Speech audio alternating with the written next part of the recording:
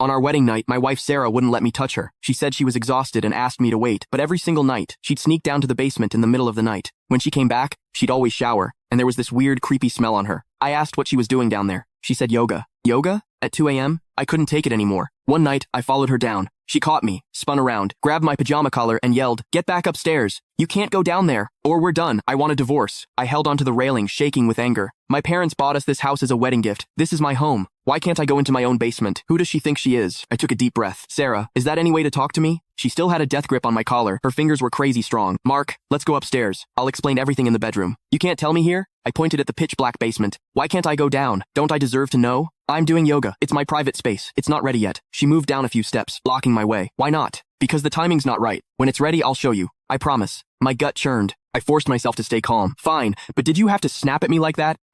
She bit her lip. I got a little worked up, okay? You know how I am, I'm blunt. You're used to it. I scoffed and headed back upstairs. Fine. I'd check it out tomorrow when she left for work. Back in bed, I tossed and turned. Something was definitely up with that basement. Something big. Was Sarah hiding a secret? I looked over at her. She was awake too, staring at the ceiling. I thought back to when she first asked me out. I was shocked. She was gorgeous. Tons of guys were after her. And me? Just an average-looking dude. What did she even see in me? She said she liked that I was kind, quiet, and that I made her feel calm. I believed her. But if that was true, why did she push me away every night? I'm her husband. Was this normal? I couldn't help it. I reached out to touch her cheek. What are you doing? She jerked away like I'd burned her, looking at me with pure disgust, like I was something gross. It hit me. I turned away, furious, but I couldn't let it go. If she didn't have feelings for me, why'd she ask me out? Why'd she marry me? I turned back around. You said you needed time, that we couldn't be close yet. I get that, but why freak out when I barely touched you? How many times do I have to explain? It's psychological. I'm looking for a therapist, aren't I? Just be patient. She picked up her phone and tapped my shoulder with the back of it, wouldn't even use her hand. Mark, please, just give me 6 months. I promise things will be different. She tapped me with her phone. Was I that disgusting to her? Could I even trust her? But what choice did I have? I sighed and rolled over. The thing is, I'd given her everything. From day one, I did whatever she wanted. She liked jewelry. I bought her expensive necklaces. She wanted to travel. I took her everywhere. She mentioned investing. I helped her learn finance. I gave her everything I had. And this is what I got after the wedding. It all had to be connected to that basement. I had to find out what was going on. Morning came. I made her favorite breakfast like always. She stayed cold, eating in silence. Felt like I was her maid, not her husband. After breakfast, I drove her to work. We both worked in sales at Serenity Scents, a perfume company. After I parked, she walked into the building.